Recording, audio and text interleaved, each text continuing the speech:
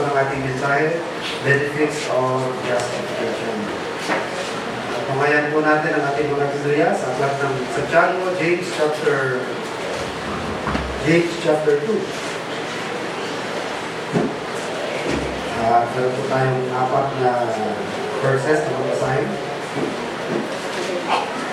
Unahin po natin mula sa Book of James, chapter 2, verse 24. James 2:24. So mamaya kung hapon, ang ating verses ay mga verses na mayroong words na obedience. Obedience. James 2:24. Ye see then how that by works a man is justified and not by faith only. Ito po ang sinasabi ni James. Ang tao hindi lamang na-justify sa pananampalataya lamang, kundi maling sa gawa. Another verse, Book of Romans, chapter 3. Romans chapter 3, and we will read verse 24. Romans 3:24. Being justified freely by His grace through the redemption that is in Christ Jesus. Ang sabi ni James kanina, we are justified by works. Sabi naman ni Paul sa Romans 3:24, we are justified by grace. Being justified freely by His grace through the redemption that is in Christ Jesus. Another verse, chapter 5 of the book of Romans. Romans chapter 5 and verse 9. Romans 5:9. Much more then, being now justified by His blood, we shall be saved from wrath through Him. So, tatlo na yan, no? According to James, we are justified by works. According to Paul, we are justified by His grace. And then this time, Romans 5:9, we are justified by His blood. Much more then, being now justified by His blood, we shall be saved from wrath through Him. Another verse, Romans 5:1. Therefore, being justified by faith, we have peace with God through our Lord Jesus Christ. So yun pong justification in its different aspects, nababanggit po sa Bible na we are being justified in 4 different ways. So, sa 4 na paraan po na-justify ang tao. We are being justified by works, according to James. And according to Paul, we are being justified by grace. We are being justified by His blood, and we are being justified by faith. So wala akong contradictions dyan sa 4 na yan, It's just a matter of correlating the 4 sa kanya-kanyang role, sa kanya-kanyang lugar. Wala akong kontra-kontrahan dyan.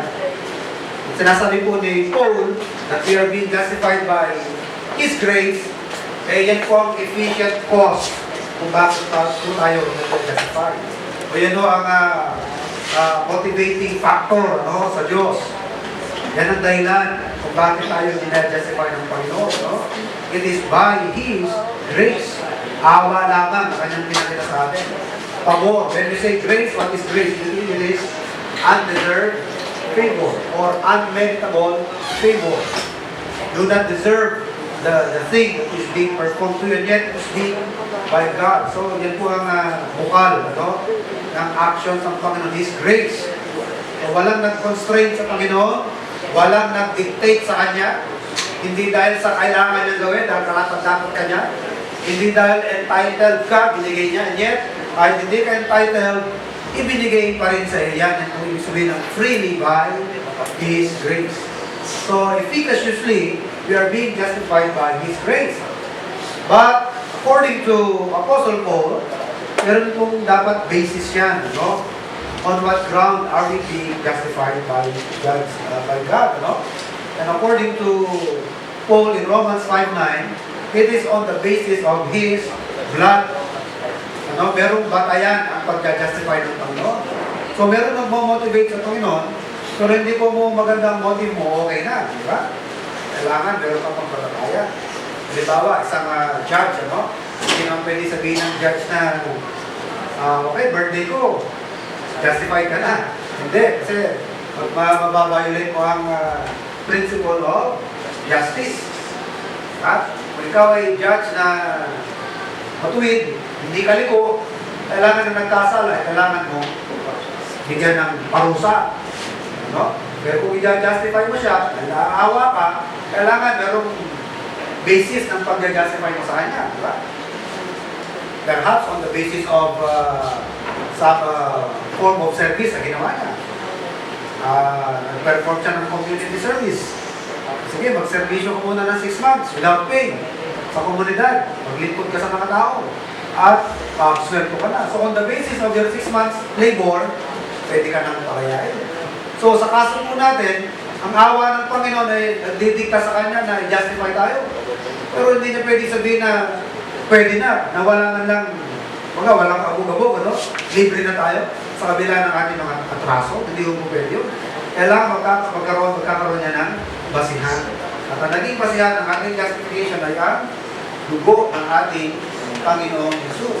So, by grace, efficaciously,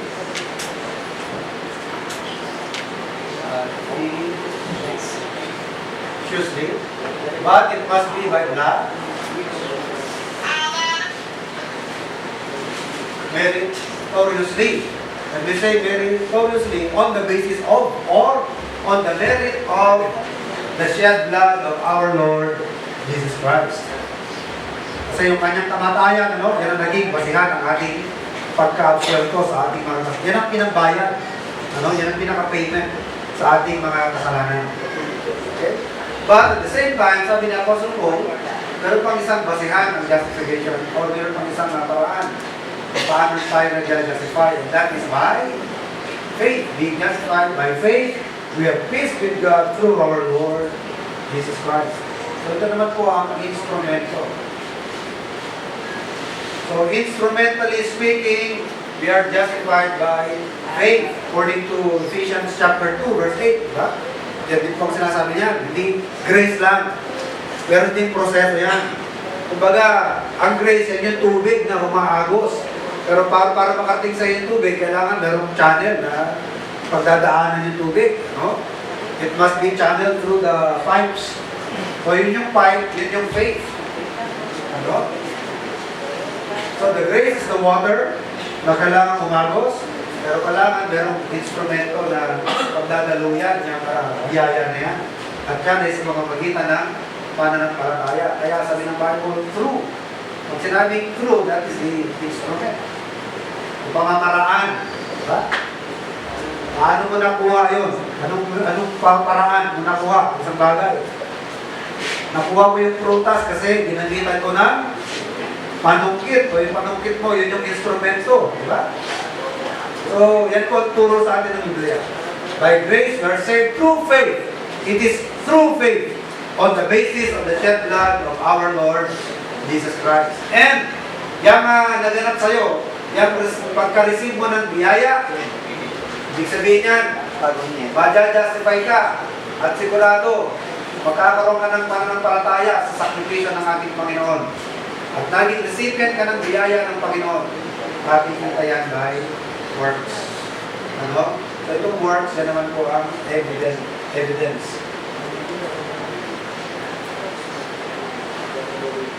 Of justification. Yan naman po ang tinuturo sa atin ni James. Verse 24 of chapter 2. So Apostle James was not contradicting Apostle Paul, kundi kino-complement niya. Kung tunay ang pananampalataya, sabi ni James, nakikita yan sa work. Because work, faith without work is dead. Kahit anong pagpopromote mo, na meron kang pananampalataya, kung sa ebidensya, wala, hindi makita yung ebidensya. Di ba? Madali lang namang umani maging milyonaryo, di ba? Pero madali bang patunayan? Pagsuot ka lang ng t-shirt na I'm a millionaire, di ba? Madali yung magsabi ka ng milyonaryo ka eh. Ang tanong, kaya mo patunayan? Ganon din yung pananampalataya. Madali lang ipagmalaki, di ba? Madali lang ipagmalaki yung may pananampalataya ka. Correct? Right. Punta ka ng bilang buwan, lahat ng ma-investiga mo din, ma-interview mo eh. Lahat yan, sasabihin, nananampalataya sa Diyos eh. Wala siguro magsasabi niya na nananampalataya sila kay Satanas. Lahat yan, magsasabi na naniniwala sila sa Diyos. Ang tanong, yan bang pananampalataya nila sa Panginoon Hesus, pananampalataya sa Diyos? Eh, mapapatunayan natin totoo? Hindi. Bakit? Bilanggo nga sila eh. Yung kanilang pagkabilanggo, ebidensya yan na masama ang kanilang gawain. Tinutukoy natin dito yung mga tunay na kriminal, no? Hindi natin sila hindi tayo mako-convince na true ang kanilang pananampalataya because evidentially, hindi natin nakikita yung ebidensya. Kundi ang ebidensya na nakikita natin, ebidensya na hindi talaga sila mananampalataya. Correct? Dahil kung tunay ang kanilang pananampalataya, eh dapat sana nakikita yun sa kanilang actions. Hindi mo makikita gumagawa ng mga activity ng mga unsaved. Ang makikita mong ebidensya sa buhay niya, yung activity ng Kristiyano, yan ang makikita mo sa kanya. You could see him attending church, attending services. Amen. You could see him hungry, for the preaching of the Word of God. Makikita mong hinahanap-hanap niya ng pangangaral ng salita ng Panginoon. Hahanapin niya yan. Hindi yan isang bagay na parang baliwala lamang sa kanya. Mapatpat niya sa malayong lugar, ang hanapin niyan, pagtitipon ng mga Kristiyano. At pagtitipon-tipon na pinangangaral ng salita ng Diyos. Yan ang evidence. Yung kanyang appetite is one evidence. Meron kang appetite for what? Appetite for holiness. Kakaroon ka ng appetite for righteousness. Yan ang sinasabi ni Christ ng ating Panginoon sa Matthew chapter 5. Blessed are they who are hungry and thirsty for righteousness. Blessed are they that mourn. Bakit sila nagmo-mourn? They are mourning for holiness. Nagmo-mourn sila na nagkasala sila. Nagmo-mourn sila na nakakumit ng kasalanan. Dahil ang inaangkat nila ay mamuhay na may kabanalan. So if you see those things, if you see these things in you, meron kang pagnanais na mamuhay na banal, may pagnanais ka na mamuhay na matuwid, sa'yo gusto mo patas. Nung unbeliever ka pa, sanay ka sa labanan na parating nakakalamang. Diba? Pero may believer ka na, bagaman minsan, umiiral-iral pa rin yan na gusto mo makalamang sa kapwa, pero nananaig pa rin yung pagnanais mo na dapat patas. Not fair. Yan ang ibig sabihin ng righteous. Hindi ko po sinasabi na perfectly, nasa iyo na yan, pero yung desire, na gusto mong maging fair. O kung minsan nararamdaman ko yan, may mga time na parang nakalamang ako, pero parang may kurot. Nararamdaman niyo ba yun? Kurot? Parang may kurot sa puso. Hindi tama. Pero parang tuwa-tuwa ka na, parang nakalamang yata ako dun Parang mayroong something sa'yo na natutuwa, pero at the same time, parang mayroong umuusig sa'yo. Parang hindi tama, kaya may kurot sa damdamin mo. Hindi nawawala yun sa isang Kristiyano. Yan ay ebidensya, manifestation niya na genuine ang iyong pananampalataya, naging believer ka na. Okay? So ito po yung justification in different ways na tinuturo sa atin ng Biblia. Ito pong justification ni James, justification by works, this is in the sight of men. Para maaaring ganap ang profession mo na may pananampalataya kahit sa sinasabi mo sa harapan ng tao, kailangan lagi ka sa gawa mo. Pero kung gusto mo maaaring ganap sa harapan ng Diyos, hindi kailangan ng gawa. Ang kailangan lamang ay pananampalataya. Pananampalataya saan? Sa dugo ng kanyang buktukan at nanabuhos sa krus ng Kalbaryo. Okay? So ano po ang definition ng justification? Justification is what? Freedom from the penalty of the law on the basis of the shed blood of the Lord Jesus Christ. Or on the merit of the sacrifice of our Lord Jesus Christ. So what is justification? Freedom from penalty. Kaya sabi sa atin sa Romans 8:1, there is therefore now no condemnation to them that are in Christ Jesus. So we are now free from the penalty of the law. Or wala na sa iyo danger of penalty, okay, it means you are already justified. Once you are justified, it means wala na ang danger ng penalty. Baka yung sentensya, no? Yung sentensya sa'yo, nawala na yan. No? And that is what we mean by justification. You have been declared free or not guilty anymore. You are acquitted. No? You are being acquitted of the guilt on the basis of something that is credible. Merong payment na ginawa at sapat ang payment. Credible ang payment, katanggap-tanggap, acceptable ang payment. At dahil acceptable yan, sapat siyang kabayaran sa penalty, kaya anong deklarasyon sa'yo? Absuelto. May kabayaran ginawa at sapat ang kabayaran binigay. So you are now free from the penalty. And that is what we mean by justification. Now let's take a look at the benefits of justification. Ito ang talaga topic natin, benefits of justification. Number one, benefit is the peace. Peace with God. Dalawang peace yan. Peace with God and peace of God. Pero yung malinaw na tinutukoy sa atin dito na resulta ng justification is peace with God. According to Romans chapter 5 verse 1. Therefore, being justified by faith, we have peace with God. Ano po ang kabaliktaran ng peace?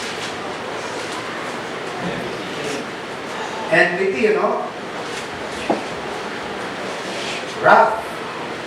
Kapag wala ang peace, pag wala kang peace with God, delikado ka. Ano nag-aantay sa'yo? Ang nag-aantay sa'yo, Hebrews chapter 10, verse 27. Yan ang inaabangan mo. Sabi sa atin ng Bible, it is a fearful thing to fall into the hands of an angry God. Ang nag-aantay sa'yo, ang galit ng Panginoon. A certain fearful looking for a judgment and fiery indignation of God. Kasabi ni Paul, knowing the terror of God, knowing the terror of the Lord, we persuade men. Alam namin kung gaano ang galit ng Panginoon. Kung gaano nakakatakot ang Diyos kapag nagalit ng Panginoon. Halos pilitin na namin ang tao. We persuade men. Kung maalala niyo yung preaching ni Paul kay sino yung governor na pinagdalan nalilito ko niya kay Festus at kay Felix, Dalawa yan kung saan umarap si Paul sa paglilitis. Meron isang governor na ang inaantay niya kay Apostle Paul, lagay. Kaya malimit niyang pinapatawag si Paul sa bilangguan para dinidelay niya, baka sakali yung kanyang mga disciple ni Apostle Paul mag-ambag-ambag at mag-ambag sa kanyang bail. Nag-aantay siya ng ilalagay, gift. Pero habang pinapatawag niya si Apostle Paul naman nag-preach. At ang pinipreach ni Apostle Paul is what? Temperance, righteousness, judgment, second coming. Kaya anong reaction ng governor? Pwede bang, hindi yun. Yung sinabi niya, tama na. Tama na yung preaching mo na yan, tama na yan. Papatawag na lang uli kita sa susunod. Dahil kapag ka nag-preach Apostle Paul, hindi lang puro love, hindi lang puro God is love, hindi lang puro God is mercy, righteousness, holiness, temperance, at the same time, wrath, judgment to the evildoers. Kaya importante po na maging concerned tayo na makuha ang peace with God. Peace with God. Paano makukuha yan? By faith. Romans 5:1. Therefore, being justified by faith, we have peace with God. Amen. Through our Lord Jesus Christ. Dahil kapag wala yung peace with God na yan, ang nag-aantay sa is a fearful looking for a judgment and fiery indignation to those who hold the truth of God into a lie. Sa lahat ng mga ayaw magpasakop sa pamamaraan ng Diyos ng kaligtasan, ayaw magpasakop sa mga pamamaraan ng Diyos sa kanilang pamumuhay. Galit at puot at kahindik-hindik na hustisya at paghatol ang nag-aabang sa mga tao. So we need to be concerned about the peace with God. At kapag ka naging Kristiyano ka na, meron pang bonus na binibigay ang Panginoon sa'yo. Yung tinatawag na peace of God. Bonus na yan sa mga mananampalataya. Paano na nakukuha yung peace of God na yan? Philippians 4, verses 6 and 7. Do not be anxious about anything, but by prayer and supplication with thanksgiving, let your requests be made known unto God. And the peace of God, which passeth understanding, all understanding, shall keep your hearts and minds through our Lord Jesus Christ. Amen. So the peace of God, iba yan sa peace with God. Kasi ang peace with God, minsan lang yan. At the moment of faith, andyan na yan. Hindi na mawawala yung peace with God. Pero yung peace of God, patuloy na hinahanap-hanap natin yan. Ano? Patuloy na hinahangad-hangad natin yan. Kasi meron mga pagkakataon na kapag natotrouble ka ng mga problems, natotrouble ka ng mga sitwasyon sa buhay, nawawala ang peace of God. Paano babalik ang peace of God na yan? By prayer, with thanksgiving, by continued confidence in the promises, sa pagpapatuloy mo ng pag-alaala sa mga pangako ng Panginoon, at pagpapasakop sa kanyang leadership sa ating buhay, parating babalik sa iyo yung peace of God na yan. Kaya sabi ni Paul sa book of Hebrews, beware lest any of you fail to enter rest because of the same failure ng kanilang mga forefathers sa wilderness. Bakit hindi nakapasok sa rest ang kanilang mga forefathers? The Lord expired all of them. Inubos sila ng Panginoon doon sa wilderness sa loob ng 40 years. Yung older generation na yan, talagang inubos sila ng Panginoon. They were not able to enter rest, the promised land, because of what? Because of unbelief. Kanilang kawalan ng pananampalataya. Ang pinaniwalaan nila yung mga evil report ng 10 spies. Samantalang yung encouraging report ni Joshua at ni Caleb, hindi nila pinansin. And because of unbelief, God swear in His wrath, if they will enter into His rest. Kaya sabi ni Paul, ngayon, na nandyan na kayo, mag-ingat din kayo, baka kayo uwi rin sa ganong failure. At tayo mga Kristiyano, mga kapatid, there is a rest available for us. Pag sinabing peace, it means you are rest. Kaya nga pag kami namamatay, di ba? Anong nilalagay sa epitaph ng mga namatay? Rest in peace. When you are resting, you are in peace. Diba? Nagre-rest ang isip mo, di pa yata ka. Nagpapahinga You are resting in peace. Ngayon, there is a peace available to every child of God kung ikaw ay merong pananampalataya. Amen. Saan ka magkakaroon ng pananampalataya? Sa mga pangako, sa mga promisa, sa mga promises ng Panginoon. Kapag parati kang alangan ako ba kayo'y inaasikaso pa ng Diyos, pinabayaan na yata ako ng Diyos.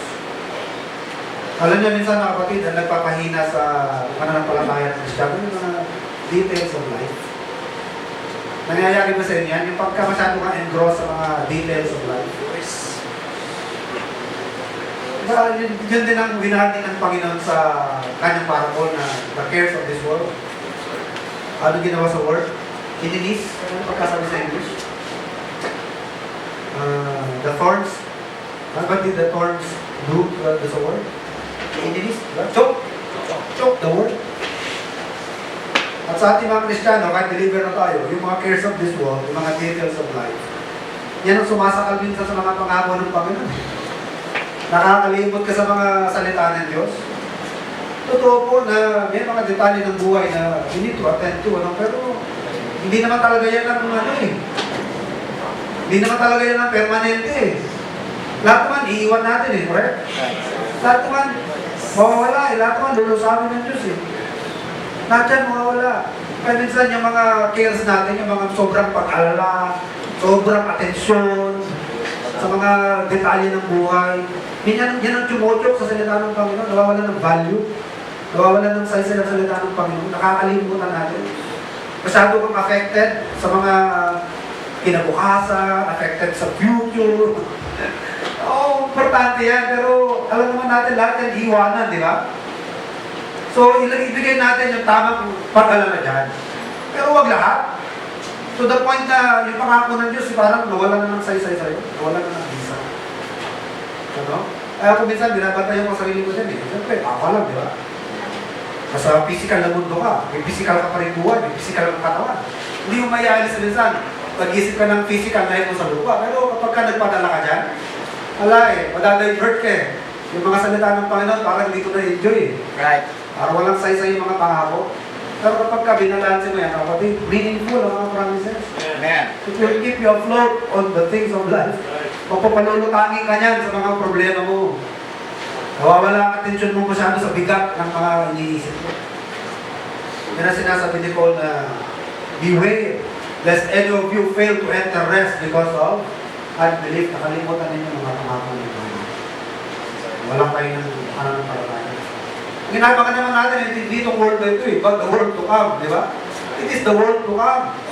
Anything that is of this world will all be dissolved. Lahat yan dulo sa awin. Walang matitira na. Sinasabi ko lang mga kapatid, walang masama na mag-isip tayo sa buhay dito. Pero bigay natin yung tamang amount lang sa mga kahit nasa mga worries, di ba? Ayaw ng Panginoon na ino-worry natin yung para bukas. Nalala niyo kanyang teaching sa Matthew chapter 6 na ano sabi niya sa Romans chapter 6? Take no thought for the morrow. Let the morrow worry for itself. Sufficient unto the days the evil thereof. Anong teaching ng Panginoon? Yung worries ng araw na ito, yun lang ang bigyan mo muna ng pansin. Yung alalahanin mo sa araw na ito. Yung para bukas, huwag mo nang isali kasi hindi mo alam kung may bukas ka eh. Right. Amen. Yung alalahanin mo ng 10 years, naalala mo na agad na yung araw na ito eh. Next 10 years pa yan. Hindi mo alam kung abot ka pa ng 10 days. Sabi ng Panginoon, sufficient unto the days, the evil thereof. So yung mga worries mo for the day, yun lang ang munang alalahanin mo. Huwag mo nang dagdagan pa. Tama na yun. Ano? Tayo masyadong maging attached sa mga details of life. Ano? Lest you render the promises of God of no meaning. Parang mawalan ng meaning mga pangako ng Panginoon. Ano? So, importante po yung peace of God, first of all, and then yung bonus ng Panginoon, yung peace of God. When we consistently meditate continuously, no? Sa kanyang mga pangako. Huwag natin hayaan na ma-choke tayo ng mga cares. Sabi nga ng Bible ng Panginoon, di ba? The cares of this life will choke the word. Yan ang nakaka-choke sa mga salita ng Panginoon. Another benefit is freedom from the law. Romans 6:14. Sabi dyan, we are not under the law, but under grace. Hindi na tayo ilalim ng kautusan. Hindi na yan ang ruling sa atin yung kautusan. Hindi na yan ang nag-govern sa atin. Ano? Ang governing principle sa atin ngayon is grace. Ano ba yung difference ng slave sa son? Ang slave who obeys the commandment of the father, why? Dapat. Diba? Kasi ano siya? Slave. So sa atin, ang ating obedience sa command ng ating ama, hindi na yung obedience ng isang slave, correct? Kundi obedience ng isang anak. Yan ang ibig sabihin na we are not under the law, but under grace. Although we keep on doing the will of God, pero hindi na dahil sa kailangan, kasi batas. Kundi ginagawa ko dahil ang batas ay nakasulat na sa puso ko. It is the law, hindi na yung external law. It is now the law of love. It is now the law of obedience. Hindi na kailangan pang ipamukha sa akin na dapat ako sumunod. Kundi, dapat ako sumunod dahil ama ko siya, mahal ko siya. Amen. No? What else? We are not under the law in the sense na hindi na tayo under sa penalty of the law. We are now freed from the penalty of the law. For in Romans 8:1, there is therefore now no condemnation to them that are in Christ Jesus. So we are now free from the law. Wala na yung penalty ng law sa atin, ano? Wala na tayong pagbabayaran. Yung deserve natin na penalty, Wala na. Malaya na tayo sa mga hinahabol ng batas sa atin. According to Romans 8:33, who shall lay anything to the charge of God's elect? Wala nang kasalanan pang may charge sa atin. Dahil napalaya na tayo sa mga encumbrances natin, mga atraso natin sa law. Wala na, napalaya na tayo. Dahil lahat ng ating penalty sa law, pinagbayaran na ng ating Panginoon. So, we are now free from the penalty of the law. So, isa yan sa benefit. Sa benefit. What else? Adoption. Galatians 4 and 5. Yan po ang climax ng justification, ng adoption natin. Galatians chapter 4, verses 4 and 5. But when the fullness of time was come, God sent forth His Son, made of a woman, made under the law, to redeem them that were under the law, that we might receive the adoption of sons. Ano po ba nangyari dyan, mga kapatid? Exchanges of places yan eh. When the Lord became man, kung siya po ay nagkatawang tao, He took our place. He took our place. But when we believe in Him, we take His place as sons. We take His place, kaya ano nangyari ngayon mga kapatid? Nagkaroon tayo ng mga rights.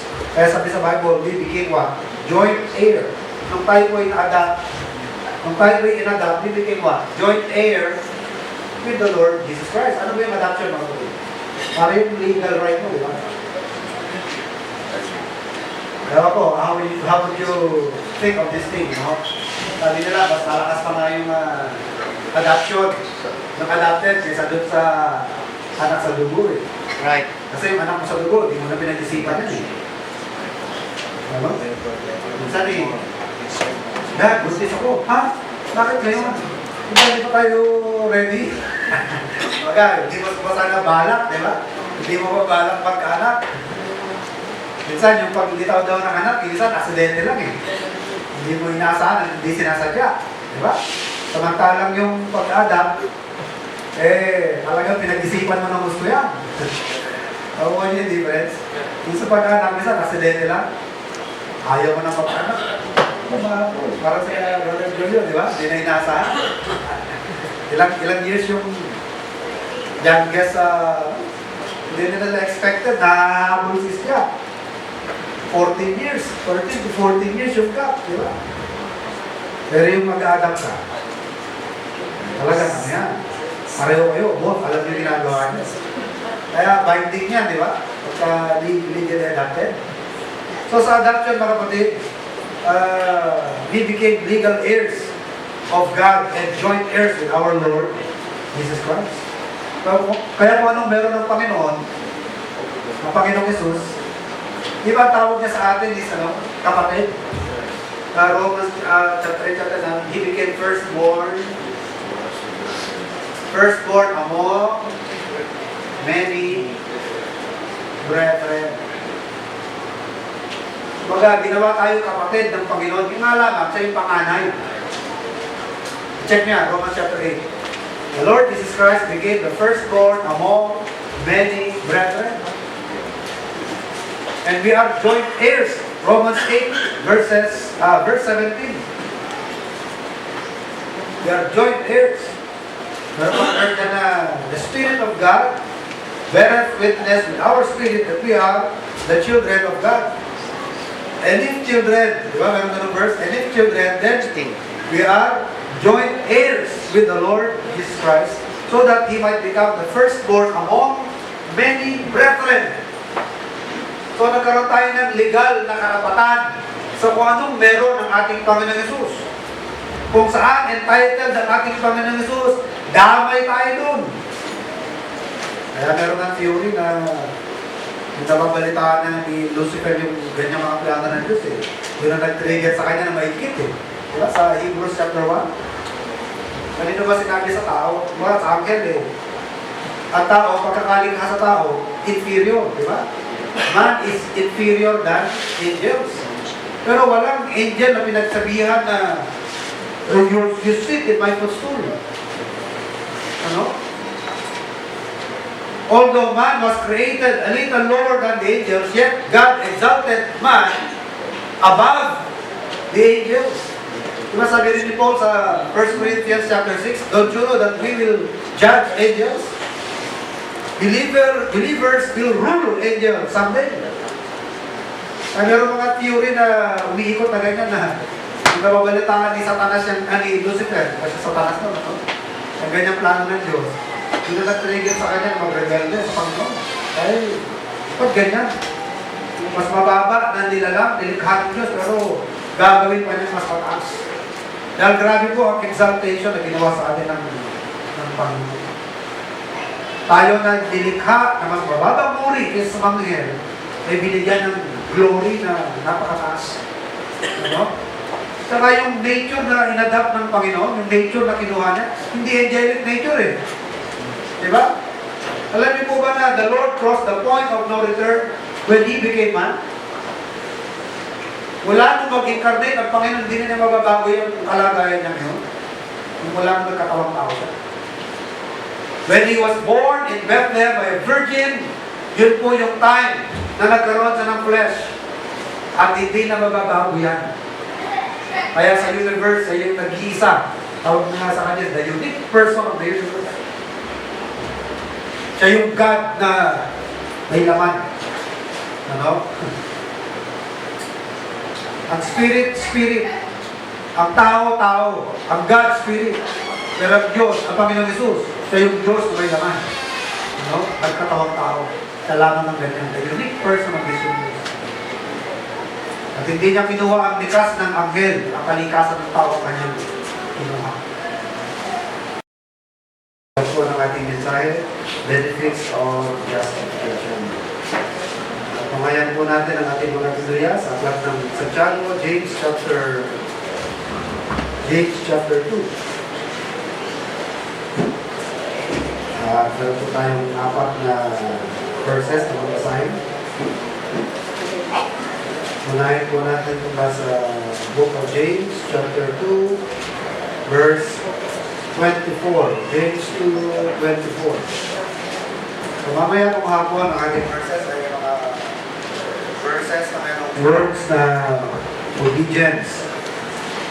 Obedience. James 2:24.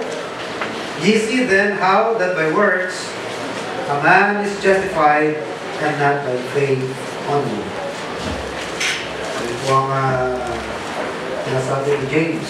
Ang tao hindi lamang na-justify sa pananampalataya lamang, kundi maging sa gawa. Another verse, Book of Romans, chapter 3. Romans chapter 3, and we will read verse 24. Romans 3:24. Being justified freely by His grace through the redemption that is in Christ Jesus. Ang sabi ni James kanina, we are justified by works. Sabi naman ni Paul sa Romans 3:24, we are justified by grace. Being justified freely by His grace through the redemption that is in Christ Jesus. Another verse, chapter 5 of the book of Romans. Romans chapter 5 and verse 9. Romans 5:9. Much more then, being now justified by His blood, we shall be saved from wrath through Him. So, tatlo na yan, no? According to James, we are justified by works. According to Paul, we are justified by His grace. And then this time, Romans 5:9, we are justified by His blood. Much more then, being now justified by His blood, we shall be saved from wrath through Him. Another verse, Romans 5:1. Therefore, being justified by faith, we have peace with God through our Lord Jesus Christ. So yun pong justification in its different aspects, Nababanggit ko sa Bible na we are being justified in 4 different ways. So, sa 4 na paraan po nag-justify ang tao. No? We are being justified by works, according to James.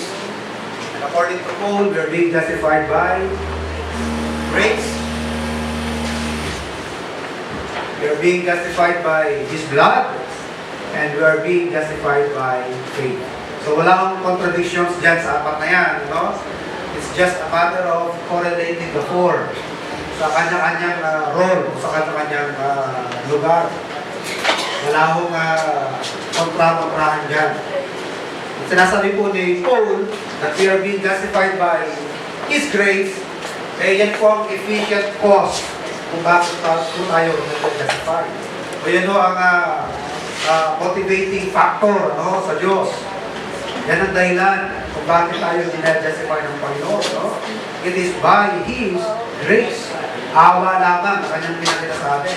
Pabor. When we say grace, what is grace? It is undeserved favor or unmeritable favor.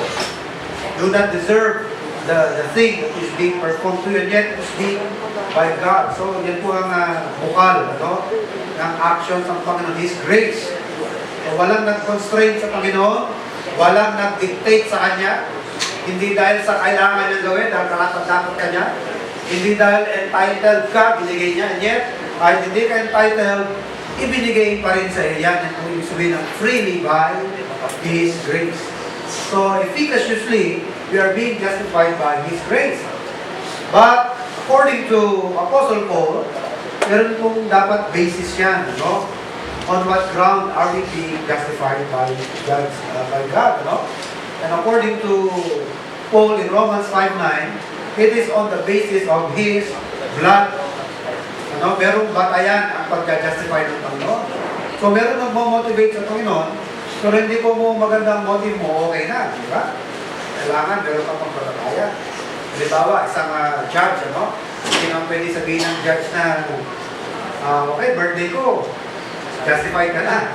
Hindi, kasi mababiolate mo ang principle of justice. Kung ikaw ay judge na matuwid, hindi ka liko, kailangan na nagkasala, kailangan mo bigyan ng parusa. No? Pero kung i-justify mo siya, naaawa ka, kailangan merong basis ng pag-justify mo sa kanya. Diba? Perhaps on the basis of some form of service na ginawa niya. Nag-perform siya ng community service. Sige, mag-servisyo ko muna ng 6 months without pay sa komunidad. Maglingkod ka sa mga tao. At sweldo ka na. So on the basis of your 6 months labor, pwede ka nang pakayain. So sa kaso po natin, ang awa ng Panginoon ay nagdidikta sa Kanya na i-justify tayo.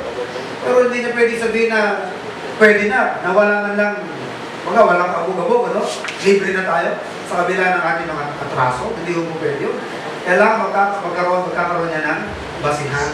At ang naging basihan ng ating justification ay ang dugo ng ating Panginoong Jesus. So, by grace, efficaciously,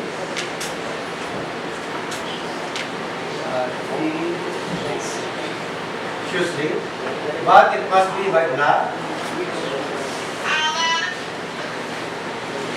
meritoriously. And we say meritoriously on the basis of or on the merit of the shed blood of our Lord Jesus Christ. Kasi yung kanyang kamatayan, yan ang naging basihan ng ating pagka-absuelto sa ating mga kasalanan. Yan ang pinambayad. Yan ang pinaka-payment sa ating mga kasalanan. Okay? But at the same time, sabi ni Apostle Paul, meron pang isang basihan ng justification o meron pang isang paraan kung paano tayo nag-justify. And that is by faith. Being justified by faith, we have peace with God through our Lord Jesus Christ. So ito naman po ang instrumento. So instrumentally speaking, we are justified by faith according to Ephesians chapter 2 verse 8, diba? Yan din po ang sinasabi niya, hindi grace lang. Meron din proseso yan. Kumbaga, ang grace yan yung tubig na umaagos Pero para makarating sa yung tubig, kailangan merong channel na pagdadaanan yung tubig. No? It must be channeled through the pipes. So yun yung pipe, yun yung faith. Ano? So the grace is the water na kailangan umagos, pero kailangan merong instrumento na pagdadaluyan yung biyaya na yan. At yan ay sa mga magitan ng pananampalataya. Kaya sabi ng Bible, true. Pag sinabing true, that is the instrument. Yung pamamaraan. Diba? Paano mo nakuha yun? Anong paraan mo nakuha? Isang bagay. Nakuha ko yung prutas kasi ginamitan ko ng panungkit. O yung panungkit mo, yun yung instrumento. Diba? So, yan po turo sa atin ng Biblia. By grace, we are saved through faith.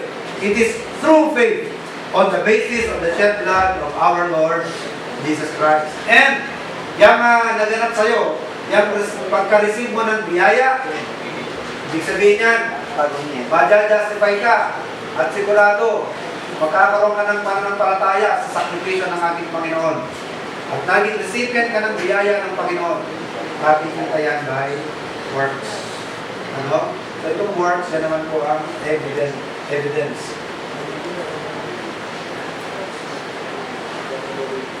Of justification. Yan naman po ang tinuturo sa atin ni James. Verse 24 of chapter 2. So, Apostle James was not contradicting Apostle Paul, kundi kino-complement niya. Kung tunay ang pananampalataya, sabi ni James, nakikita yan sa work. Because work, faith without work is dead. Kahit anong pagpopromote mo, na meron kang pananampalataya, kung sa ebidensya, wala, hindi makita yung ebidensya. Di ba? Madali lang namang umani maging milyonaryo, di ba? Pero madali lang patunayan. Pagsuot ka lang ng t-shirt na I'm a millionaire, di ba? Madali yung magsabi ka ng milyonaryo ka eh. Ang tanong, kaya mo patunayan? Ganon din yung pananampalataya. Madali lang ipagmalaki, di ba? Madali lang ipagmalaki yung may pananampalataya ka, correct? Right. Punta ka ng bilang buwan, lahat ng ma-investiga mo din, ma-interview mo eh. Lahat yan, sasabihin, nananampalataya sa Diyos eh. Wala siguro magsasabi niya na nananampalataya sila kay Satanas. Lahat yan, magsasabi na naniniwala sila sa Diyos. Ang tanong, yan bang pananampalataya nila sa Panginoon Jesus, pananampalataya sa Diyos? Eh, mapapatunayan natin totoo? Hindi. Bakit? Bilanggo nga sila eh. Yung kanilang pagkabilanggo, ebidensya yan na masama ang kanilang gawain. Tinutukoy natin dito yung mga tunay na kriminal, no? Hindi natin sila hindi tayo makukonvince na true ang kanilang pananampalataya because evidentially, hindi natin nakikita yung ebidensya. Kundi ang ebidensya na nakikita natin, ebidensya na hindi talaga sila mananampalataya. Correct? Pero kung tunay ang kanilang pananampalataya, eh dapat sana nakikita yun sa kanilang actions. Hindi mo makikita gumagawa ng mga activity ng mga unsaved. Ang makikita mong ebidensya sa buhay niya, yung activity ng Kristiyano, yan ang makikita mo sa kanya. You could see him attending church, attending services. Amen. You could see him hungry, for the preaching of the Word of God. Makikita mong hinahanap-hanap niya ng pangangaral ng salita ng Panginoon. Hahanapin niya yan. Hindi yan isang bagay na parang baliwala lamang sa kanya. Mapatpad niyan sa malayong lugar, ang hanapin niyan, pagtitipon ng mga Kristiyano. At pagtitipon-tipon na pinangangaral ang salita ng Diyos. Yan ang evidence. Yung kanyang appetite is one evidence. Meron kang appetite for what? Appetite for holiness. Kakaroon ka ng appetite for righteousness. Yan ang sinasabi ni Christ ng ating Panginoon sa Matthew chapter 5. Blessed are they who are hungry and thirsty for righteousness. Blessed are they that mourn. Bakit sila nagmo-mourn? They are mourning for holiness. Nagmo-mourn sila na nagkasala sila. Nagmo-mourn sila na nakakumit ng kasalanan. Dahil ang hinahangad nila ay mamuhay na may kabanalan. So if you see those things, if you see these things in you, meron kang pagnanais na mamuhay na banal, may pagnanais ka na mamuhay na matuwid, sa'yo gusto mo patas, Nung unbeliever ka pa, sanay ka sa labanan na parating nakakalamang. Diba? Pero may believer ka na, baka minsan, umiiral-iral pa rin yan na gusto mo makalamang sa kapwa, pero nananaig pa rin yung pagnanais mo na dapat patas. Dapat fair. Ano? Yan ang ibig sabihin ng righteous. Hindi ko po sinasabi na perfectly, nasa iyo na yan, pero yung desire, na gusto mong maging fair. O kung minsan nararamdaman ko yan, may mga time na parang nakalamang ako, pero parang may kurot. Nararamdaman niyo ba yun? Yung kurot? Parang may kurot sa puso. Hindi tama. Pero parang tuwa-tuwa ka na, parang nakalamang yata ako dun ah. Parang mayroong something sa'yo na natutuwa, pero at the same time, parang mayroong umuusik sa'yo. Pag hindi tama, kaya may kurot sa damdamin mo. Hindi nawawala yun sa isang Kristiyano. Yan ay ebidensya, manifestation niya na genuine ang isang pananampalataya, naging believer ka na. Okay? So ito po yung justification in different ways na tinuturo sa akin ang Biblia. Ito pong justification ni James, justification by works, this is in the sight of men.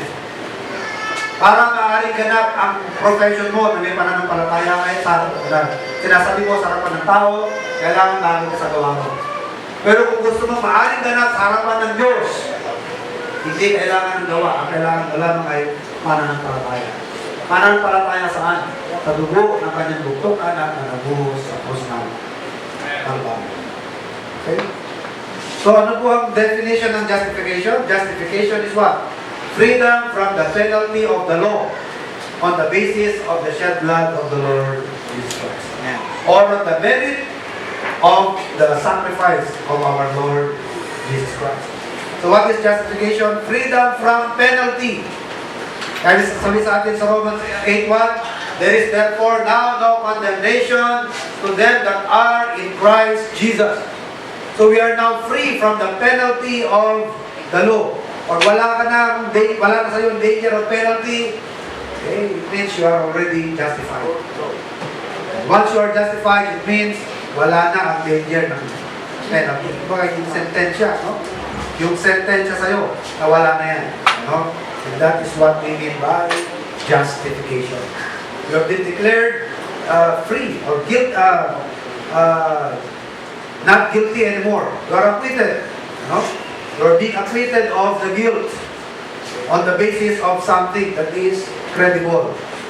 Merong payment na ginawa at sapat ang payment. Credible ang payment, katanggap-tanggap, acceptable ang payment. At dahil acceptable yan, sapat siyang kabayaran sa penalty, kaya anong deklarasyon sa'yo? Absuelto. May kabayaran ginawa at sapat ang kabayaran binigay. So you are now free from the penalty. And that is what we mean by justification. Now let's take a look at the benefits of justification. Ito ang talaga topic natin, benefits of justification. Number one, benefit is the peace. Peace with God. Dalawang peace yan. Peace with God and peace of God. Pero yung malinaw na tinutukoy sa atin dito na resulta ng justification is peace with God. According to Romans chapter 5, verse 1. Therefore, being justified by faith, we have peace with God. Ano po ang kabaliktaran ng peace? Enmity, Wrath. Kapag wala ang peace, pag wala kang peace with God, delikado ka. Ano nag-aantay sa'yo? Ang nag-aantay sa'yo, Hebrews chapter 10, verse 27. Yan ang inaabangan mo. Sabi sa atin ng Bible, it is a fearful thing to fall into the hands of an angry God. Ang nag-aantay sa'yo, ang galit ng Panginoon. A certain fearful looking for a judgment and fiery indignation of God. Kasabi ni Paul, knowing the terror of God, knowing the terror of the Lord, we persuade men. Alam namin kung gaano ang galit ng Panginoon, kung gaano nakakatakot ang Diyos kapag nagalit ng Panginoon. Halos pilitin na namin ang tao. We persuade men. Kaya kung maalala niyo yung preaching ni Paul kay Sino yung governor na pinagdala nalilito ko niya kay Festus at kay Felix, ano? Dalawa yan na kung saan umarap si Paul sa paglilitis. Meron isang governor na ang inaantay niya kay Apostle Paul, nagay. Kaya malimit niyang pinapatawag si Paul sa bilangguan para dinidelay niya, baka sakali yung kanyang mga disciples ni Apostle Paul, mag-ambag-ambag at mag-ambag sa kanyang bail. Nag-aantay siya ng ilalagay, gift. Pero habang pinapatawag niya si Apostle Paul naman nag-preach. At ang pinipreach ni Apostle Paul is what? Temperance, righteousness, judgment, second coming. Kaya anong reaction ng governor? Pwede bang hindi yun. Yung sinabi niya, tama na. Tama na yung preaching mo na yan, tama na yan. Papatawag na lang uli kita sa susunod. Dahil kapag ka nag-preach Apostle Paul, hindi lang puro love, hindi lang puro God is love, hindi lang puro God is mercy, righteousness, holiness, temperance, at the same time, wrath, judgment to the evildoers. Kaya importante po na maging concerned tayo na makuha ang peace with God. Peace with God. Paano makukuha yan? By faith. Romans 5:1. Therefore, being justified by faith, we have peace with God. Amen. Through our Lord Jesus Christ. Dahil kapag wala yung peace with God na yan, nag-aantay sa is a fearful looking for a judgment and fiery indignation to those who hold the truth of God into a lie. Sa lahat ng mga ayaw magpasakop sa pamamaraan ng Diyos ng kaligtasan, ayaw magpasakop sa mga pamamaraan ng Diyos sa kanilang pamumuhay. Galit at puot at kahindik-hindik na hustisya at paghatol ang nag-aabang sa mga tao. So we need to be concerned about the peace with God. At kapag ka naging Kristiyano ka na, meron pang bonus na binibigay ang Panginoon sa'yo. Yung tinatawag na peace of God. Bonus na yan sa mga mananampalataya. Paano na nakukuha yung peace of God na yan? Philippians 4, verses 6 and 7. Do not be anxious about anything, but by prayer and supplication with thanksgiving, let your requests be made known unto God. And the peace of God, which passeth understanding, all understanding, shall keep your hearts and minds through our Lord Jesus Christ. Amen. So the peace of God, iba yan sa peace with God. Kasi ang peace with God, minsan lang yan. At the moment of faith, andyan na yan. Hindi na mawawala yung peace with God. Pero yung peace of God, patuloy na hinahanap-hanap natin yan. Patuloy na hinahangad-hangad natin yan. Kasi meron mga pagkakataon na kapag natotrouble ka ng mga problems, natotrouble ka ng mga sitwasyon sa buhay, nawawala ang peace of God. Paano babalik ang peace of God na yan? By prayer, with thanksgiving, by continued confidence in the promises, sa pagpapatuloy mo ng pag-alaala sa mga pangako ng Panginoon, at pagpapasakop sa kanyang leadership sa ating buhay, parating babalik sa iyo yung peace of God na yan. Kaya sabi ni Paul sa book of Hebrews, beware lest any of you fail to enter rest because of the same failure ng kanilang mga forefathers sa wilderness. Bakit hindi nakapasok sa rest ang kanilang mga forefathers? The Lord expired all of them. Inubos sila ng Panginoon doon sa wilderness sa loob ng 40 years. Yung older generation na yan, talagang inubos sila ng Panginoon. They were not able to enter rest, the promised land, because of what? Because of unbelief. Kanilang kawalan ng pananampalataya. Ang pinaniwalaan nila yung mga evil report ng 10 spies. Samantalang yung encouraging report ni Joshua at ni Caleb, hindi nila pinansin. And because of unbelief, God swear in His wrath if they will enter into His rest. Kaya sabi ni Paul, ngayon, na nandyan na kayo. Mag-ingat din kayo, baka kayo ay uwi din sa ganong failure. At tayo mga Kristiyano, mga kapatid, there is a rest available for us. Pag sinabing peace, it means you are rest. Kaya nga pag kami namamatay, di ba? Ang nilalagay sa epitaph ng mga namatay. Rest in peace. When you are resting, you are in peace. Diba? Nagre-rest ang isip mo, di pa yata ka. Nagpapahinga eh. You are resting in peace. Ngayon, there is a peace available to every child of God kung ikaw ay merong pananampalataya. Amen. Saan ka magkakaroon ng pananampalataya? Sa mga pangako, sa mga promisa, sa mga promises ng Panginoon. Pero pagka parati kang alanganin, kung baka yung inaasikaso pa ng Diyos, pinabayaan na yata ako ng Diyos. Alam niyo minsan mga kapatid, ang nagpapahina sa pananampalataya ng Kristiyano, yung mga details of life. Nangyayari ba sa inyo yan? Yung pagka masyado kang engross sa mga details of life. Yun din ang winarning ng Panginoon sa kanyang parable na the cares of this world. Ano ginawa sa word? Ininis? Ano pagkasabi sa English? The thorns. What did the thorns do to the sword? Ininis? Choke. Choke the word. At sa ating mga Kristiyano, kahit believer na tayo, yung mga cares of this world, yung mga details of life, yan ang sumasakal minsan sa mga pangako ng Panginoon. Nakakalimot ka sa mga salita ng Diyos. Totoo po na may mga detalye ng buhay na you need to attend to, pero hindi naman talaga yan ang hindi naman talaga yan ang permanente eh. Lahat naman, iiwan natin eh, correct?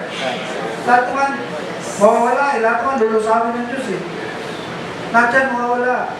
Kaya minsan yung mga cares natin, yung mga sobrang pag-alala, sobrang atensyon, sa mga detalye ng buhay, yan ang tumutok sa salita ng Panginoon, nawawala ng value, nawawala ng size ng salita ng Panginoon, nakakalimutan natin. Masyado kang affected sa mga kinabukasan, affected sa future. Importante yan, pero alam naman natin lahat yan iiwanan, di ba? So, ibigay natin yung tamang pag-alala dyan. Pero wag lahat. To the point na yung pangako ng Diyos, parang nawala na ng saysay sa'yo, nawala na ng visa. Ano? Kaya kung minsan, binabantayan ko sarili ko dyan eh. Siyempre, ako lang, di ba? Nasa physical na mundo ka, may physical ka pa rin buhay, may physical ka katawan. Hindi mo maialis sa minsan, pag-isip ka ng physical na ito sa lupa. Pero kapag ka nagpadala ka dyan, wala eh, madadivert ka eh. Yung mga salita ng Panginoon, parang hindi ko na-enjoy eh. Right. Parang walang saysay yung mga pangako. Pero kapag ka binalansin mo yan, kapatid, meaningful ang mga promises. Amen. It will keep you afloat on the things of life. Papapalulutangin ka niyan sa mga problema mo. Nawawala ang atensyon mo masyado sa bigat ng mga iniisip mo. Yan ang sinasabi ni Paul na, beware, lest any of you fail to enter rest because of unbelief. Nakalimutan ninyo mga pangako ng Panginoon. Walang kayo ng pananampalataya. Ginagawa naman natin, hindi itong world na ito eh, but the world to come, di ba? It is the world to come. Anything that is of this world will all be dissolved. Lahat yan, lulusawi. Walang matitira na. Sinasabi ko lang mga kapatid, walang masama na mag-isip tayo sa buhay dito. Pero, bigay natin yung tamang amount lang sa mga kahit nasa mga worries, di ba? Ayaw ng Panginoon na ino-worry natin yung para bukas. Nalala niyo yung kanyang teaching sa Matthew chapter 6 na ano sabi niya sa Romans chapter 6? Take no thought for the morrow. Let the morrow worry for itself. Sufficient unto the days the evil thereof. Anong teaching ng Panginoon doon? Yung worries ng araw na ito, yun lang ang bigyan mo muna ng pansin. Yung alalahanin mo sa araw na ito. Yung para bukas, huwag mo nang isali kasi hindi mo alam kung may bukas ka eh. Right. Amen. Yung alalahanin mo ng 10 years, naalala mo na agad yung araw na ito eh. Next 10 years pa yan. Hindi mo alam kung aabot ka pa ng 10 days. Kaya sabi ng Panginoon, sufficient unto the days, the evil thereof. So yung mga worries mo for the day, yun lang ang munang alalahanin mo. Huwag mo nang dagdagan pa. Tama na yun. Ano? Tayo masyadong maging attached sa mga details of life. Ano? Lest you render the promises of God of no meaning. Parang mawawalan ng meaning mga pangako ng Panginoon. No? So, importante po yung peace of God, first of all, and then yung bonus ng Panginoon, yung peace of God. When we consistently meditate continuously, no? Sa kanyang mga pangako. Huwag natin hayaan na ma-choke tayo ng mga cares. Sabi nga ng Bible ng Panginoon, di ba? The cares of this life will choke the word. Yan ang nakaka-choke sa mga salita ng Panginoon. Another benefit is freedom from the law. Romans 6:14. Sabi diyan, we are not under the law, but under grace. Hindi na tayo ilalim ng kautusan. Hindi na yan ang ruling sa atin yung kautusan. Hindi na yan nag-govern sa atin. Ano? Ang governing principle sa atin ngayon is grace. Ano ba yung difference ng slave sa son? Ang slave who obeys the commandment of the father, why?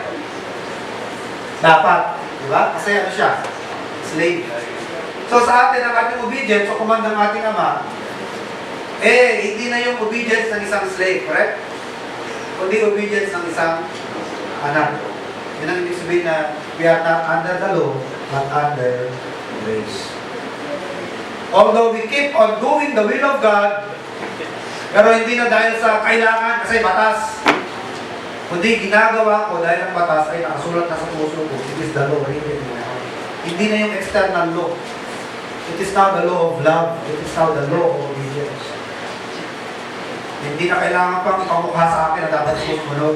Kundi, dapat ako sumunod dahil ano ko siya, mahal ko siya. Amen. No?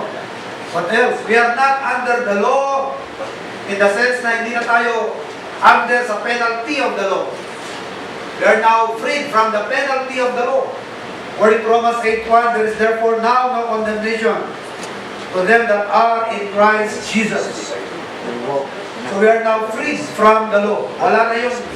Wala na yung penalty ng law sa atin, ano? Wala na tayong pagbabayaran. Yung deserve natin na penalty, wala na. Malaya na tayo sa mga hinahabol ng batas sa atin. According to Romans 8:33, who shall lay anything to the charge of God's elect? Ano? Wala nang kasalanan pang may charge sa atin. Dahil napalaya na tayo sa mga encumbrances natin, ano? Mga atraso natin sa law. Wala na, napalaya na tayo. Dahil lahat ng ating penalty sa law, pinagbayaran na ng ating Panginoon. So, we are now free from the penalty of the law. So, isa yan sa benefit, no? Sa benefit. What else? Adoption.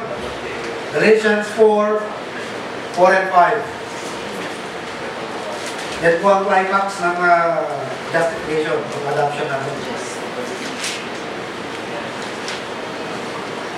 Galatians chapter 4, verses 4 and 5. But when the fullness of time was come, God sent forth His Son, made of a woman, made under the law, to redeem them that were under the law, that we might receive the adoption of sons. Ano po ba nangyari dyan, mga kapatid? Exchanges of places yan eh. When the Lord became man, kung siya po ay nagkatawang tao, He took our place. He took our place. But when we believe in Him, we take His place as sons. We take His place, kaya ano nangyari ngayon mga kapatid?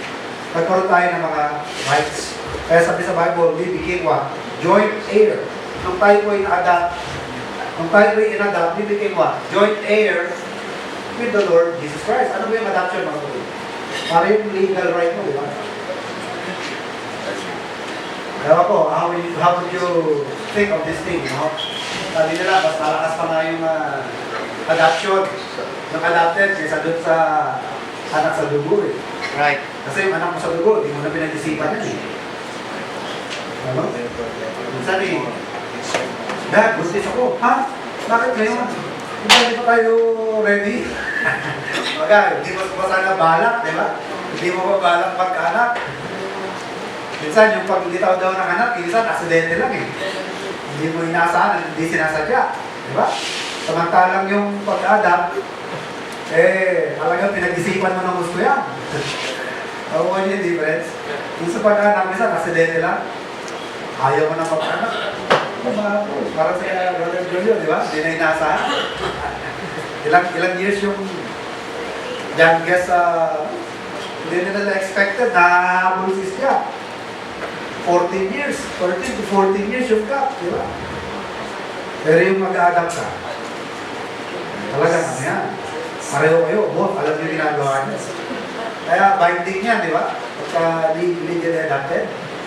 So sa adoption, mga kapatid, we became legal heirs of God and joint heirs with our Lord Jesus Christ. So, kaya kung anong meron ng Panginoon, ang Panginoong Jesus, di ba tawag niya sa atin is kapatid? Romans chapter 8, he became firstborn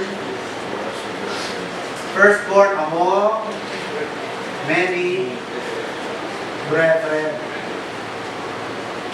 Baga, ginawa tayo kapatid ng Panginoon. Yung nga lamang, siya yung panganay.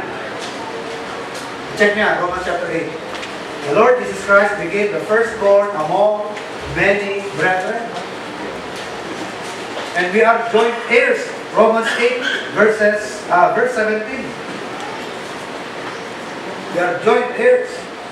The Spirit of God beareth witness with our spirit that we are the children of God. And if children, di ba, meron ganun verse? And if children, then we are joint heirs with the Lord Jesus Christ, so that He might become the firstborn among many brethren. So nagkaroon tayo ng legal na karapatan sa kung anong meron ng ating Panginoon Yesus. Kung saan entitled ang ating Panginoon Yesus, damay tayo dun. Kaya meron ng theory na yung nababalitaan na ni Lucifer yung ganyang mga plano ng Diyos eh. Yun ang nag-trigger sa kanya na maikit eh. Diba? Sa Hebrews chapter 1. Kanino ba sinabi sa tao? Wala sa angel eh. Ang tao, pagkakalikha sa tao, inferior. Diba? Man is inferior than angels. Pero walang angel na pinagsabihan na you sit in my footstool. Ano? Although man was created a little lower than the angels, yet God exalted man above the angels.